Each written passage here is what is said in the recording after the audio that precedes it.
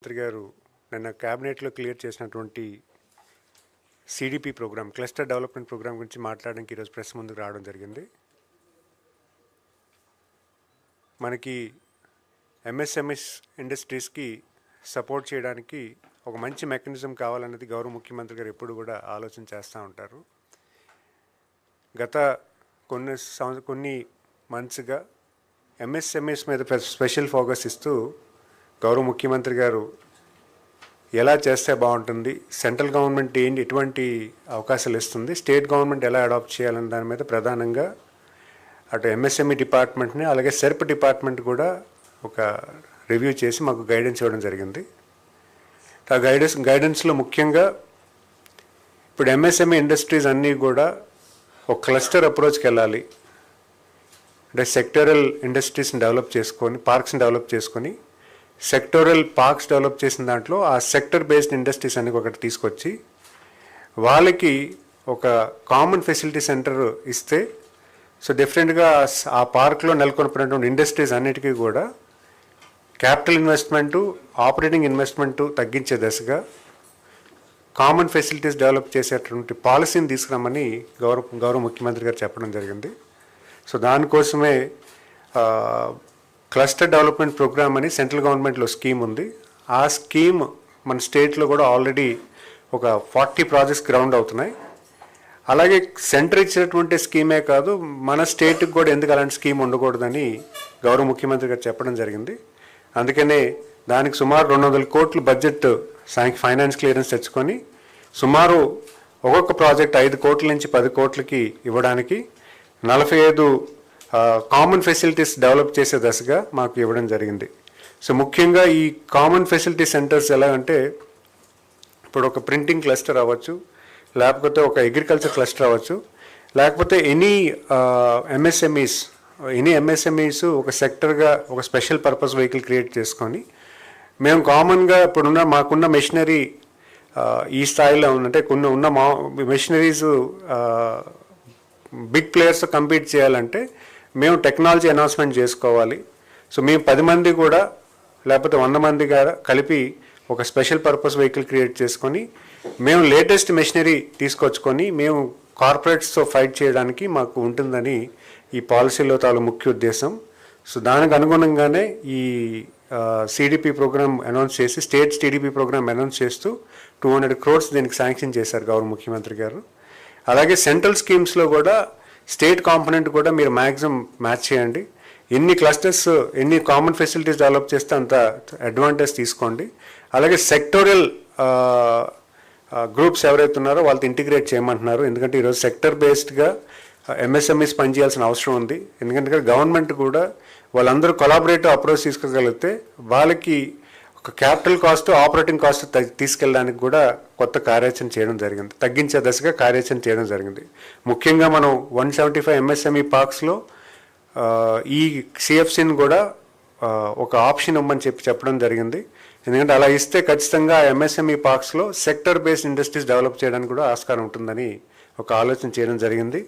So దీనివల్ల MSME units కూడా ఒక 1800 యూనిట్స్ వరకు బెనిఫిట్ అవుతాయని, ప్లస్ ఎంప్లాయ్మెంట్ జనరేషన్ కూడా ఒక 7500 మెంబర్స్కి ఎంప్లాయ్మెంట్ క్రియేట్ అవుతుంది. ఎందుకంటే ఈ కామన్ ఫెసిలిటీ సెంటర్స్ పెట్టిన తర్వాత కూడా వీటిని ఆపరేట్ చేయడానికి ఎంప్లాయ్మెంట్ కావాలి. వీటి వల్ల వచ్చినటువంటి బెనిఫిట్స్ ఏవైతే ఉన్నాయో సుమారు 1800 ఇండస్ట్రీస్కి బెనిఫిట్ అయ్యే పరిస్థితి కూడా ఉంటుంది. ఎందుకంటే ఇది డైరెక్ట్ ఇంపాక్ట్ ఉంటుంది, ఇండైరెక్ట్ బెనిఫిట్ కూడా ఇంపాక్ట్ కూడా ఉంటుంది అనేది గౌరవ ముఖ్యమంత్రి గారు దీనికి పూర్తిగా ఇన్స్ట్రక్షన్స్ ఇవ్వడం జరిగింది. దీనికి ప్రధానంగా కావాల్సినటువంటి ల్యాండ్ కానీ, బిల్డింగ్ కానీ, మెషినరీ కానీ ఉంటుంది. సెంట్రల్ గవర్నమెంట్ స్కీమ్లో జనరల్గా మెషినరీకి 100% ఇస్తారు, ల్యాండ్ స్టేట్ గవర్నమెంట్ ఇస్తుంది, బిల్డింగ్ అనేది ఎస్పీవీ ఇచ్చుకుంటుంది. సో సేమ్ కాన్సెప్ట్లో ఇక్కడ మెషినరీ 100% స్టేట్ గవర్నమెంట్ ఇవ్వబోతుంది, బిల్డింగ్ అనేది ఈ ఎస్పీవీ ఇచ్చుకోవాలి. ల్యాండ్ ఏదైతే ఉందో ఆ ల్యాండ్ నిమిత్తం మనం ఏపీఐసీలో ఎక్కడైతే పార్క్స్ ఉన్నాయో అక్కడ తీసుకునేదానికి ఒక మోడల్ కూడా వర్కౌట్ చేయమన్నారు. దాని గైడ్లైన్స్ కూడా దగ్గరలో వస్తాయి. సో దట్ ఎనీ ఇండస్ట్రీ ఒక గ్రూప్ ఆ సెక్టర్ కింద ఫామ్ చేసుకొని వాళ్ళ ఇండస్ట్రీ వాళ్ళకి అంటే లార్జ్ స్కేల్లోకి వెళ్ళాలంటే వాళ్ళ క్యాపిటల్ ఇన్వెస్ట్మెంట్, ఆపరేటింగ్ ఇన్వెస్ట్మెంట్ తగ్గించే దశగా ఈ కామన్ ఫెసిలిటీ సెంటర్స్ ఇవ్వడం జరిగింది. ముఖ్యంగా ప్రధానంగా దీంట్లో వచ్చేవి గోల్డ్ క్లస్టర్స్ వచ్చాయి, ప్రింటింగ్ క్లస్టర్స్ వచ్చాయి, అగ్రి బేస్డ్ క్లస్టర్స్ వచ్చాయి. ఇప్పుడు మనకి అగ్రి బేస్డ్లో ఫుడ్ ప్రాసెసింగ్లో అనేకమైన కామన్ ఫెసిలిటీ సెంటర్ తెచ్చుకోగలిగితే, ప్యాకింగ్ సెంటర్స్ తెచ్చుకోగలిగితే ఈ అగ్రి ప్రొడ్యూస్ అంతా కూడా ఈ జాబ్ వర్క్ బేస్ మీద ఈ కామన్ ఫెసిలిటీ సెంటర్లో ప్రాసెస్ చేసి వాళ్ళ ప్రొడ్యూస్ని మార్కెట్లోకి తీసుకెళ్ళడానికి ఆస్కారం ఉంటుంది. సో ఇది గౌరవ ముఖ్యమంత్రి గారు దీన్ని అంటే ఎంఎస్ఎంఈస్ని స్పెషల్గా స్ట్రెంథెన్ చేయడం కోసం పెట్టడం జరిగింది. మరి అంతేకాకుండా భవిష్యత్ కాలంలో పిఎంఈజీపీ ఎలాగైతే మీరు సెంట్రల్ గవర్నమెంట్ చూస్తుందో అలాగే chief minister employment generation program కూడా ఒక ప్రతిపాదన నడుస్తుంది. సో దాంట్లో ఎలాగైతే సెంట్రల్ గవర్నమెంట్ గైడ్లైన్స్లో బ్యాక్ అండ్ ఇంటిగ్రేషన్లో మనం పిఎంఈజీపీ ఎలాగైతే చేస్తున్నామో అలాగే సీఎంఈజీపీని కూడా కార్యాచరణ చేయమన్నారు. ముఖ్యంగా ఇక్కడ ఉన్నటువంటి సర్వీస్ ఇండస్ట్రీని స్ట్రెంథెన్ చేయడానికి, మ్యానుఫ్యాక్చరింగ్ ఇండస్ట్రీని స్ట్రెంథెన్ చేయడానికి దీన్ని ముందుకు తీసుకువెళ్తున్నారు. ఎందుకంటే గౌరవ ముఖ్యమంత్రి గారు ఎప్పుడు కూడా చెప్తా ఉంటారు, వన్ ఫ్యామిలీ వన్ ఆంటర్ప్రెన్యూర్కి ఎలా చేస్తే బాగుంటుందని ఒక స్పెషల్ ఫోకస్ ఇవ్వడం జరిగింది. అలాగే సెర్ప్ డిపార్ట్మెంట్లో కూడా మహిళలను కూడా ఒక వ్యాపారవేత్త కింద కన్వర్ట్ చేయడానికి కూడా వాళ్ళకి ఎటువంటి అవకాశాలు ఇవ్వాలి. ఇప్పుడు ఉన్నటువంటి మహిళలు ఏ లైవ్లీహుడ్ చేస్తున్నారు, ఆ లైవ్లీహుడ్ని ఎలాగ మనం వాళ్ళకి ఇన్కమ్ లెవెల్ పెంచే దశగా గవర్నమెంట్ ఎటువంటి సపోర్ట్ చేయాలి. అలాగే లైవ్లీహుడ్స్లో కూడా ఎన్ఆర్ఎల్ఎం క్లస్టర్స్ కూడా ఉంటాయి. ఎన్ఆర్ఎల్ఎం క్లస్టర్స్ కూడా ఈరోజు మన రాష్ట్రంలో మన కేంద్ర మంత్రివర్యులు పెంసాని చంద్రశేఖర్ గారు కూడా ఒక 7 క్లస్టర్స్ మన రాష్ట్రానికి ఇవ్వడం జరిగింది. ఆ 7 క్లస్టర్స్ని కూడా ఆల్రెడీ నెక్స్ట్ ఇయర్ మార్చ్ నుంచి గ్రౌండ్ అవుతాయి. సో అలాగే భవిష్యత్ కాలంలో ఎన్ఆర్ఎల్ఎంకి కూడా ఎటువంటి క్లస్టర్స్ ఇవ్వాలి అనే దాని మీద కూడా వర్కౌట్ చేస్తున్నాం. ఈరోజు మనకి కోకోనట్ క్లస్టర్స్ కూడా ఇవ్వడం జరిగింది. అలాగే స్టేట్ నుంచి కూడా ఎన్ఆర్ఎల్ఎం నుంచి ఎటువంటి కోకోనట్ క్లస్టర్స్ ఇవ్వచ్చా, క్లాయిడ్ క్లస్టర్స్ ఇవ్వచ్చా. సో ఈ క్లస్టర్ అప్రోచ్ వల్ల ఈ క్లస్టర్లో లేటెస్ట్ మెషినరీస్ ఇన్వెస్ట్ చేస్తూ ఏదైనా స్మాల్ ఇండస్ట్రీ ఉంటే ఈ క్లస్టర్లో ఈ కామన్ ఫెసిలిటీ సెంటర్లో జాబ్ వర్క్ చేయించుకొని ఆ జాబ్ వర్క్లో వచ్చినటువంటి ప్రొడ్యూస్ని మార్కెట్లోకి తీసుకెళ్ళగలుగుతారు. సో ఇది ఈ కాన్సెప్ట్ వల్ల డెఫినెట్గా ఒక మంచి క్లస్టర్ అప్రోచ్లో ఎంఎస్ఎంఈస్ వెళ్తాయన్నది ఒక ఆలోచన. ఎందుకంటే ఎంఎస్ఎంఈస్ ప్రధానంగా చిన్నగా ఉండడం వల్ల వాళ్ళు కార్పొరేట్స్తో కంపీట్ చేసే అవకాశం ఉండట్లేదు. కాబట్టి వాళ్ళకి common facilities with latest machinery equipment ఇవ్వగలిగితే కార్పొరేట్స్ ధీటుగా వీళ్ళు వెళ్తారు, వీళ్ళు క్వాలిటీ స్టాండర్డైజ్ అవుతుంది, వీళ్ళు ప్రొడ్యూస్ని స్కేలప్ చేసుకోగలుగుతారు అన్నది ఒక ఆలోచనతో ఇది పెట్టడం జరుగుతుంది. సో డెఫినెట్గా అంటే ఎవరైతే ఎంఎస్ఎంఈ ఇండస్ట్రీస్ ఉన్నారో వాళ్ళందరినీ కూడా ఒక కార్యాచరణ చేసుకొని మీరు ప్రభుత్వంతో తోడుగా పనిచేయగలంటే చేస్తే డెఫినెట్గా ఇండస్ట్రీ ఒక మంచి దశగా వెళ్తుంది అనేది గవర్నమెంట్ తాలూకు ముఖ్య ఆలోచన. Any questions? అంటే జనరల్ ఇప్పుడు పిఎం ఎంప్లాయ్మెంట్ జనరేషన్ ప్రోగ్రాంలో స్వయం ఉపాధికి అంటే సెల్ఫ్ ఎంప్లాయ్మెంట్ డెస్గా ఎవరైనా చిన్న సర్వీస్ ఇండస్ట్రీ కానీ లేకపోతే మ్యానుఫ్యాక్చరింగ్ ఇండస్ట్రీ పెడితే సో వాళ్ళకి పిఎంఈజీపీ ద్వారా 35% బ్యాక్ ఎండ్ సబ్సిడీ ఇస్తారు. సేమ్ మనం సుమారు ఎవ్రీ ఇయర్ మనం ఒక 4,000 అంటే లాస్ట్ 18 monthsలో సుమారు 6,000 మందికి మ్యాక్సిమం యూటిలైజేషన్ చేయడం జరిగింది. అంటే ప్రతి ఆంటర్ప్రినర్ ఎవరు వచ్చినా కూడా పిఎంఈజీపీ యూటిలైజేషన్ బాగా చేశారు. సో అదే గౌరవ ముఖ్యమంత్రి గారు కూడా సిమిలర్ లైన్లో, ఎందుకంటే బ్యాక్ ఎండ్ సబ్సిడీ అనేది 3 years తర్వాత బ్యాంక్ క్రెడిట్ అవుతుంది. సో ఈ 3 yearsలో కూడా వాళ్ళు ఈ ఇండస్ట్రీని సస్టైనబుల్ వేలో తీసుకువెళ్ళి దాని సబ్సిడీ ఇన్సెంటివ్ ఏదైతే ఉందో దాన్ని కూడా తీసుకునేదానికి ఆస్కారం ఉంటుంది. సో దానికోసమని సీఎం గారు కూడా సిఎంఈజీపీలో కూడా స్పెషల్ ఫోకస్ ఇచ్చి ఇయర్లీ కొంత బడ్జెట్ ఇచ్చి దానికి ఆంటర్ప్రినర్షిప్ అనేది పబ్లిక్లో తీసుకెళ్ళమని చెప్పడం జరిగింది.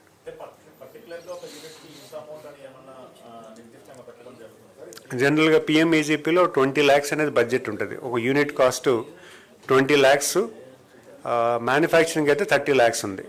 సో సేమ్ గైడ్లైన్స్లో 20 lakhs సిఎంఈజీపీలో, మ్యానుఫ్యాక్చరింగ్ కూడా 30 lakhs వరకు పెట్టాలనేది ఆలోచన. ఇవి కాకుండా అడిషనల్గా 50 lakhs and 1 crore అబౌవ్ మనం సింగిల్ విండోలో అప్లై చేయించి మనకున్నటువంటి ఎంఎస్ఎంఈ ఇన్సెంటివ్ పాలసీ అప్లై అవుతుంది. సో చిన్న సర్వీస్ ఇండస్ట్రీస్ జనరల్గా ఈ మన గవర్నమెంట్ ఇన్సెంటివ్ మెథడ్లో రాదు. సో ఈ పిఎంఈజీపీలో ఈ సర్వీస్ ఇండస్ట్రీ కూడా కవర్ అవుతుంది. సేమ్ కాన్సెప్ట్ని ఇక్కడ సిఎంఈజీపీలో కూడా పెట్టమనేది ఒక ఆలోచన. సో దీనివల్ల ఆంటర్ప్రినర్షిప్లోకి ఎక్కువ మంది వస్తారు. చిన్న మైక్రో పరిశ్రమలు ఎవరైతే పెడుతున్నారో వాళ్ళకి ఈజీగా వాళ్ళ ఇన్సెంటివ్ అనేది ముందే గవర్నమెంట్ బ్యాంక్స్లో డిపాజిట్ చేస్తుంది. బట్ అది అక్రిడిషన్ దాని ఇన్సెంటివ్ బ్యాంక్ వాళ్ళ లోన్కి అప్లై అయ్యేది after 3 years back and subsidy అంటారు దీనివల్ల. సో దీనివల్ల ప్రధానంగా ఆంటర్ప్రినర్షిప్ మీద సీరియస్గా వచ్చి పనిచేసేదానికి ఆస్కారం ఉంటుంది. సో పాత బకాయిలు యాక్చువల్గా గవర్నమెంట్లో వచ్చినప్పటికీ 1,500 crores పెండింగ్ ఉండింది. తర్వాత లాస్ట్ మన ఇన్సెంటివ్ రిలీజ్ చేసినప్పుడు 1,900 crores, అంటే మళ్ళీ ఒక 400 crores అక్యూములేట్ అయ్యాయి. సో రీసెంట్గా మనం 438 crores ఆల్రెడీ ఎంఎస్ఎంఈ యూనిట్స్కి ఇవ్వడం జరిగింది. ఆ 438 crores కూడా SC ST కేటగిరీలో 230 crores ఇవ్వడం జరిగింది. అదర్ కేటగిరీలో 230 crores ఇవ్వడం జరిగింది. అంటే అందరికీ 1,900 crores ఉండడం వల్ల ఎక్కువ మంది ఉన్నారు కాబట్టి అందరికి ఇవ్వలేకపోయారు. బట్ స్టేజ్ వైజ్ ఒక్కొక్కరికి ఇవ్వడం అనేది మేము చేస్తున్నాము. సో డెఫినెట్గా గవర్నమెంట్ ఇన్సెంటివ్ అనేది ఎవరికైతే పెండింగ్ ఉందో వాళ్ళకి ఇవ్వాలనేది ఒక ఆలోచన. సో స్టేజ్ వైజ్ మొన్న 1,500 crores ఓవరాల్గా ఇస్తే అందులో ఎంఎస్ఎంఈకి స్పెషల్గా 438 crores ఇవ్వడం జరిగింది. ఫుడ్ ప్రాసెసింగ్ వాళ్ళకి 150 crores ఇవ్వడింది. లార్జ్ అండ్ మెగా ఇండస్ట్రీస్కి సుమారు 900 crores ఇవ్వడం జరిగింది. ఇప్పుడు మళ్ళీ ఇంకో కొత్త మళ్ళీ ఫండ్ రైజ్ చేసి దానికి కావాల్సినటువంటి 1,000 crores ఎంతో మళ్ళీ కార్యాచరణ చేస్తున్నాం. మళ్ళీ దాన్ని ఎంఎస్ఎంఈకి కొంత భాగం, ఫుడ్ ప్రాసెసింగ్ కొంత భాగం, లార్జ్ అండ్ మెగా కొంత భాగం, అంటే ఇన్సెంటివ్ ఇవ్వాలనేది ఆలోచన మాకు ఉంది. గత ప్రభుత్వం కనీసం ఇన్సెంటివ్ అనేది ఇవ్వకుండా వెళ్ళిపోయిన సంగతి మనం గమనించాలి.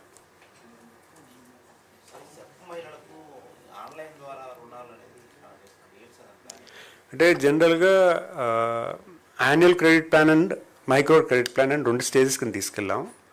సో ప్రధానంగా ఏ మహిళకైనా లోన్ కావాలంటే చాలా సింప్లిఫైడ్ మెథడ్లో తీసుకెళ్ళాం. మనం ఏం చేసామంటే సిఆర్పిస్ని ఒక స్టేట్ వైడ్ ప్రతి 10 గ్రూపులకి ఒక సిఆర్పిని తయారు చేసుకున్నాం. ఈ సిఆర్పి ద్వారా మనం లోన్ సర్వే చేయించుకొని ఏ మహిళకి ఎంత లోన్ కావాలి, వాళ్ళు ఏం చేస్తారు అనే దాని మీద ఒక కార్యాచరణ చేసి ఒక అసెస్మెంట్ రిపోర్ట్ తయారు చేసుకొని మేము తెచ్చాం. దాని యాన్యువల్ క్రెడిట్ ప్లాన్ అన్నాం. ఆ సేమ్ డీటెయిల్స్ బ్యాంకర్కి ఇచ్చి బ్యాంకర్ని దీన్ని ఆమోదించండి, ఏపీఎం అండ్ డిపిఎం ద్వారా ఆమోదించండి అని చెప్పి మేము కార్యాచరణ చేయడం జరిగింది. ఎప్పుడైతే అది బ్యాంకర్స్ అప్రూవ్ చేశారో మైక్రో క్రెడిట్ ప్లాన్ కింద స్టేజ్ వైజ్లో మహిళలకి డైరెక్ట్గా లోన్ ఇచ్చే పరిస్థితి చేస్తాం. సో దీనివల్ల ఏంటంటే ఎటువంటి ఇంటర్వెన్షన్ ఎవరు కూడా ఒక మహిళకి లోన్ కావాలంటే ఎక్కడికి వెళ్ళక్కర్లే, డైరెక్ట్గా బ్యాంక్కి వెళ్ళి నాకు గవర్నమెంట్ ఇంత లోను శాంక్షన్ చేసింది, మీరు దయచేసి మాకు ఇవ్వాలని ఆ గ్రూప్ అంతా కలిపి వెళ్ళి అడగడానికి ఆస్కారం ఉంటుంది.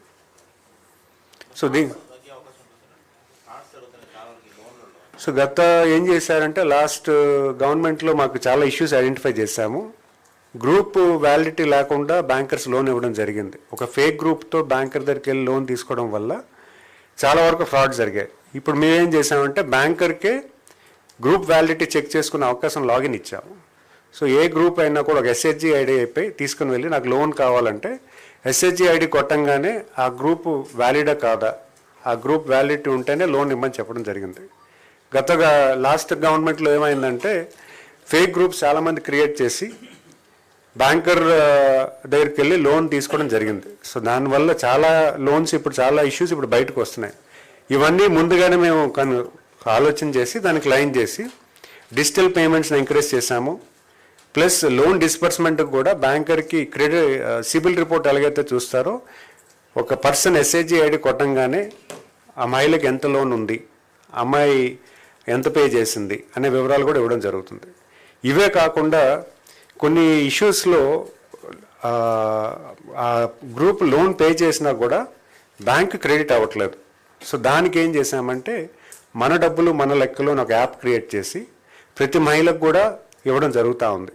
ఆ మన డబ్బులు మన లెక్కలో యాప్లో వాళ్ళ ఎస్హెచ్జి ఐడి వాళ్ళు పెట్టి లాగిన్ అయిన తర్వాత వాళ్ళు ఎంత లోన్ తీసుకున్నారు, ఎంత పేమెంట్ కట్టారు, ఎంత పేమెంట్ కట్టాల్సి ఉంది, ఇంట్రెస్ట్ రేట్ ఎంత పడుతుంది అనే వివరాలు కూడా వాళ్ళకి పొందుపరచడం జరుగుతుంది. సో దీనివల్ల ట్రాన్స్పరెన్సీ పెరుగుతుంది, వాళ్ళ రీపేమెంట్ ఎంత ఉందో తెలుస్తుంది, ఎంత పేమెంట్ కట్టాల్సి ఉందో కూడా తెలుస్తుంది. ఎందుకంటే ఫైనాన్షియల్ లిటరసీ అనేది మహిళల్లో లేకపోవడం వల్ల దాన్ని అడ్వాంటేజ్ చేసి చాలా ఫ్రాడ్స్ గతంలో చూసాము. అవన్నీ కూడా దురదృష్టం, కొన్ని మహిళలు ఇబ్బంది పడ్డారు. అవన్నీ కూడా కట్టడి చేయడానికి కూడా మేము డిజిటలైజ్ చేశాము. ఎవరి దగ్గరికి వెళ్లకుండా ఒక ఫోన్లో ఒక యాప్ క్రియేట్ చేసి ఆ యాప్లో ఉన్నటువంటి బార్కోడ్ని స్కాన్ చేసుకొని పేమెంట్ చేస్తే డైరెక్ట్గా వాళ్ళకి అకౌంట్ క్రెడిట్ అయ్యేలా కూడా చేసాం. సో దీనివల్ల ఏంటంటే చాలా ప్రాసెస్ సింప్లిఫై చేయడం జరిగింది.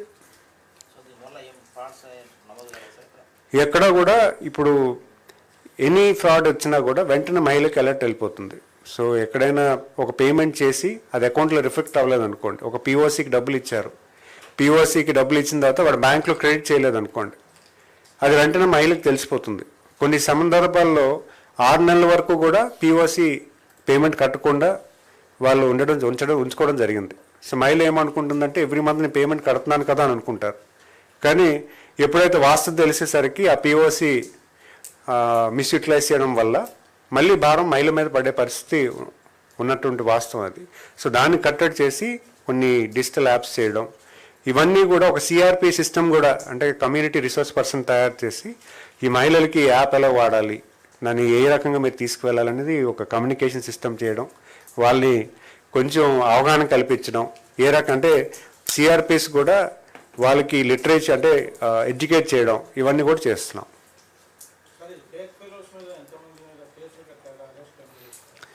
ఆల్రెడీ ఇష్యూస్ అనేవి అనకాపల్లిలో జరిగాయి, కాకినాడలో జరిగాయి. వీటన్నిటి మీదకు కూడా వాళ్ళు కేసులు కట్టి వాళ్ళ దగ్గర మనీ కూడా తీసుకొచ్చుకోవడం చేసాం. కొంతమంది బయటకు వెళ్ళిపోయిన వాళ్ళు ఉన్నారు, వాళ్ళ మీద కూడా చాలా స్ట్రిక్ట్ యాక్షన్స్ తీసుకొని మేము ఇన్స్ట్రక్షన్స్ ఇవ్వడం జరిగింది. అయితే డైరెక్ట్గా ఒక పర్సన్ కాకుండా మల్టిపుల్ పర్సన్స్లో దీంట్లో ఇన్వాల్వ్ అయిపోయి దాన్ని మిస్యూటిలైజ్ చేశారు. సో దానికి కూడా ఎవరి మీద కూడా ఇబ్బంది ఇది లేకుండా అందరికీ కూడా పనిష్మెంట్ ఇచ్చే దశగా పనిచేస్తున్నాం. ఎస్, పల్నాడు ఇవన్నీ అంటే లాస్ట్లో ఉన్నటువంటి ఇష్యూస్ అన్నీ ఇప్పుడు వెలుగులోకి వస్తున్నాయి. ఎందుకంటే అప్పుడు వీళ్ళు మిస్యూటిలైజ్ చేశారు.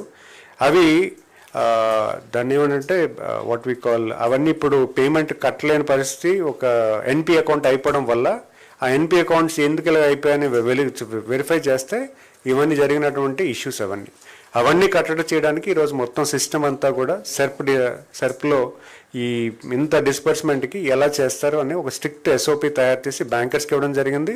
డిపార్ట్మెంట్ కూడా అలైన్ చేసుకుంటుంది. అట్ ద సేమ్ టైం మహిళలు కూడా ఎడ్యుకేట్ చేయడానికి కూడా సిఆర్పిఎస్ని తెచ్చుకున్నాం. సిఆర్పిఎస్ కూడా చదువుకున్న మహిళలు, అంటే మన దగ్గర గుడ్ అడ్వాంటేజ్ ఏంటంటే మనలో ఈ గ్రామీణ ఎస్హెచ్జి ఉమెన్లో కూడా సుమారు 90 లక్షల మహిళల్లో ఆల్మోస్ట్ ఒక 3-4 lakhs ఎడ్యుకేటెడ్ ఉమెన్ ఉన్నారు.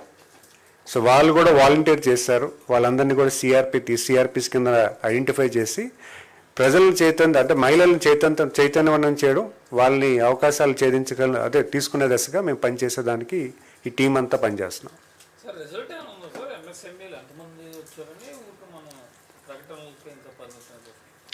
నెంబర్స్ ఆల్రెడీ చెప్తున్నాం. ఎవ్రీ మంత్ ఎంతమంది కన్వర్ట్ అవుతున్నారు.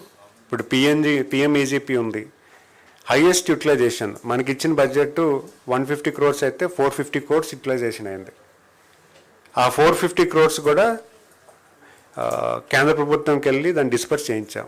ఈ నెక్స్ట్ ఇయర్ నుంచి 500 కోట్లు రిక్వెస్ట్ చేశాం. అలాగే స్టేట్ గవర్నమెంట్ ఒక 300 కోట్లు దానికి బడ్జెట్ సీఎంఈజీపీలో బడ్జెట్ అలొకేషన్ చేస్తుంది. ఇవన్నీ ఎందుకంటే ఆంటర్ప్రినర్షిప్ కోసం పబ్లిక్లో అవేర్నెస్ క్రియేట్ చేస్తున్నాం. పబ్లిక్ ఇందులో రమ్మని చెప్పి పిలుపునిస్తున్నాం.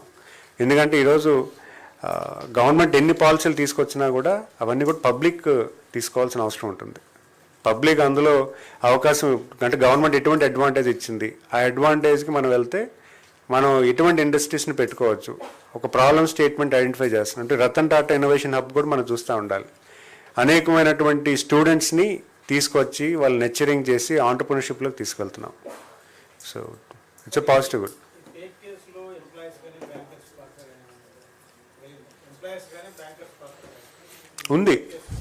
ఉన్నాయి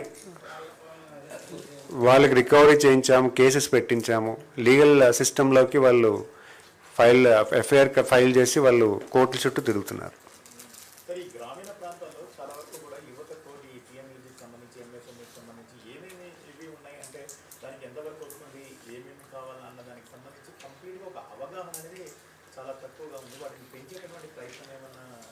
అంటే ఆల్రెడీ ర్యాంప్ అని ఒక ప్రోగ్రామ్ ఉంది. ర్యాంప్ అని raising and acceleration of MSME units అనే దీని మీద ఎక్స్క్లూజివ్గా ప్రోగ్రామ్స్ డిఫైన్ చేస్తున్నాం. అంటే ఉన్నటువంటి అవేర్నెస్ ప్రోగ్రామ్స్, గవర్నమెంట్ పాలసీ మీద అవేర్నెస్, అలాగే ఒక వెండర్స్ని ఐడెంటిఫై చేసి ప్రతి డిస్ట్రిక్ట్ కలెక్టర్కి ఇన్ని యూనిట్స్ అని ఇచ్చాము. డిస్ట్రిక్ట్ కలెక్టర్స్ ఎవరికి ఎక్కడ నీడ్ ఉన్నా అంటే ఒక ఆంటర్ప్రినర్షిప్ మీద ఐడియా క్రియేట్ చేయడానికి కానీ, లేకపోతే ఈ ఫైనాన్షియల్ లిటరసీ మీద కానీ, గవర్నమెంట్ స్కీమ్స్ని చెప్పేదానికి కానీ, ఇవన్నీ కూడా సెషన్స్ పెట్టడానికి మేము ప్లాన్ చేసాం. సో అక్కడ ఇంకా కలెక్టివ్ అప్రోచ్ కావాలి. అందుకే ఇప్పుడు సెర్ప్లో ఎక్కువగా దీన్ని ఇంక్లూడ్ చేస్తున్నాము. సెర్ప్లో ఒక మోడల్ తీసుకువెళ్ళి ఎక్కువ మహిళా పారిశ్రామికలు తయారు చేస్తున్నాము. ద సేమ్ టైం కాలేజెస్లో కూడా ఇంటర్వ్యూన్ అవుతున్నాం. కాలేజెస్లో ఆర్టీహెచ్ ద్వారా చాలామంది ఇన్వైట్ చేస్తున్నాము. ఇప్పుడు ఉన్నటువంటి రెగ్యులర్ గ్రామీణ ప్రాంతాల్లో తీసుకెళ్ళడానికి ఒక ప్లాట్ఫామ్ తయారు చేయాలి. దాన్ని కూడా నెక్స్ట్ లెవెల్లో తీసుకెళ్తాం. అంటే 2 వర్టికల్స్ ఆల్రెడీ ఇంటర్వ్యూన్ అయ్యాం. సెర్ప్లో మహిళలందరినీ కూడా మోటివేట్ చేస్తున్నాము. ఏదో ఒక లైవ్లీహుడ్, ఇప్పుడు ఉన్నటువంటి లైవ్లీహుడ్ని డబుల్ చేయడానికి, లేకపోతే కొత్తగా ఎవరైనా వస్తానన్నా వాళ్ళకి సపోర్ట్ చేయడానికి. సో ఈ వ్యవస్థకు కూడా ఒక కామన్ అంటే ఎన్జిఓస్ ఎవరైతే ఉన్నారో, అంటే మనకి ఇప్పుడు ఫార్మర్ ప్రొడ్యూసర్ ఆర్గనైజేషన్స్ ఉన్నాయి. మనకి చాలా ప్రతి మండలానికి ఒక ఎఫ్పిఓ ఉంది. కానీ దాన్ని నెచ్చర్ చేసి తీసుకెళ్ళడానికి సరైనటువంటి ప్లాట్ఫామ్ కావాలని ఈరోజు ఒక ఎన్జిఓస్ ఎవరైతే ఫార్మర్స్ పనిచేస్తున్నారో వాళ్ళు ఈ ఏరియా అంతా కూడా మీరు ఎఫ్పిఓస్ని స్ట్రెంథన్ చేయండి, పలానా ప్లేస్లో పలానా స్పెషల్ ఉంటే ఈ ఎన్జిఓకి తీసుకొచ్చి వాళ్ళని కొలాబరేట్ చేయిస్తున్నాం. వీళ్ళు హ్యాండ్ హోల్డింగ్ సిస్టమ్ ఇస్తారు. సో ఇవన్నీ కూడా యాక్టివిటీకి బేస్డ్ మీద కిందకి వెళ్తున్నాం. అంటే వివోస్ స్థాయి అని చెప్పను, అంటే వివోఎస్ స్థాయి అని చెప్పను, కానీ but there is a mall practice which has happened. అంటే అయ్యింది, అవ్వడం అయితే వాస్తవమే, కానీ ఒక పర్సన్ చేశారు నేను చెప్పను. సరైనటువంటి మానిటరింగ్ వ్యవస్థ లేకపోవడం వల్ల వాళ్ళకి అడ్వాంటేజ్ రావడం జరిగింది. ఇప్పుడు గవర్నమెంట్ ఈజ్ మానిటరింగ్ ఎవ్రీథింగ్. ప్రభుత్వం అనేది ఇప్పుడు ఒక లోన్ డిస్పర్స్ చేయాలంటే బ్యాంకర్స్కి ఎస్ఓపి ఇవ్వడం జరిగింది. లోన్ కూడా annual credit plan, micro credit plan ఇవ్వడం వల్ల మధ్యవర్తులు ఎవరు కూడా లేకుండా మహిళలకు డైరెక్ట్గా లోన్ ఇచ్చే పరిస్థితి వస్తుంది. ప్లస్ ఎనీ లోన్ మహిళలకు కూడా ఒక వాళ్ళు కట్టినటువంటి లోను బ్యాంకులో రిఫ్లెక్ట్ అవ్వకపోతే వెంటనే వాళ్ళకి అలర్ట్ సిస్టమ్ కూడా వెళ్తుంది. సో ఇవన్నీ కూడా చేయడం వల్ల ఏంటంటే మానిటరింగ్ వ్యవస్థ అనేది ఏర్పడుతుంది. ఒకవేళ ఎవరైనా తప్పు చేసినా కూడా వెంటనే ఐడెంటిఫై అయిపోతారు. రీసెంట్గా నెల్లూరులో సేమ్ ఇదే పరిస్థితి. ఒక వివోఏ అంటే వివోఏ నుంచి ఒక పర్సన్ ఎవరైతే పిఓసి పాయింట్ ఆఫ్ కాంటాక్ట్ ఉన్నారో వాళ్ళు లోన్కి పేమెంట్ చేయకపోవడం వల్ల, ఒక 2 months చేయకపోవడం వల్ల ఈ మన డబ్బులు మన లెక్కల యాప్లో ఆ మహిళ చూసి నా పేమెంట్ ఎందుకు పడలేదని వెళ్ళి క్వశ్చన్ చేస్తే అక్కడ ఒక సుమారు ₹1,00,00,000 డిఫరెన్స్ కనిపించింది. వెంటనే ఈ యాప్ మహిళ గ్రహించింది కాబట్టి వెంటనే ఆ వివోఐతో పేమెంట్ అంతా చేయించడం జరిగింది. అంటే ఆ point of contact, not VOI, point of contact.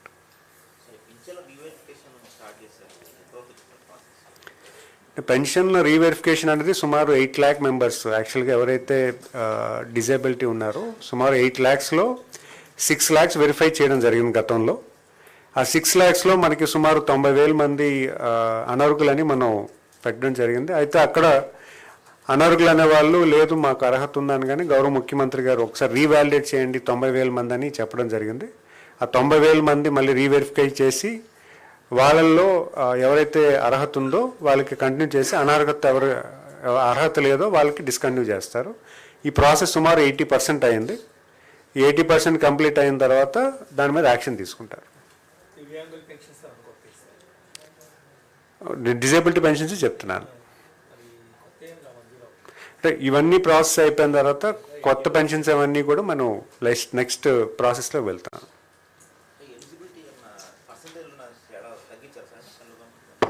అంటే మనకి 2016లో డిజేబిలిటీ యాక్ట్ వచ్చింది. దాన్ని 2023లో ఒక జీవో కింద వచ్చింది. ఆ జీవో ప్రకారంగానే రీవెరిఫికేషన్ జరుగుతుంది.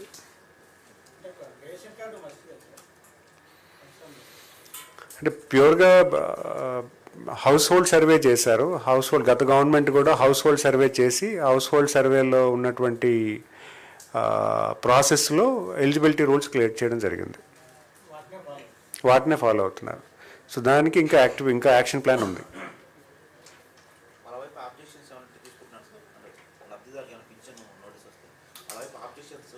అవన్నీ చేసుకున్నాం కదా. ఇప్పుడు ఎవరైతే అబ్జెక్షన్ అని చెప్పి వాళ్ళు వెళ్ళి అప్లై చేశారో వాళ్ళందరూ రీవెరిఫికేషన్ అవుతుంది.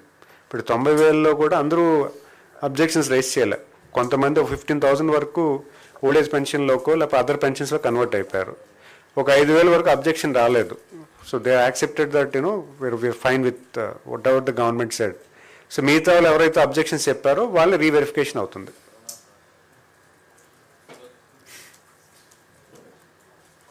Thank you.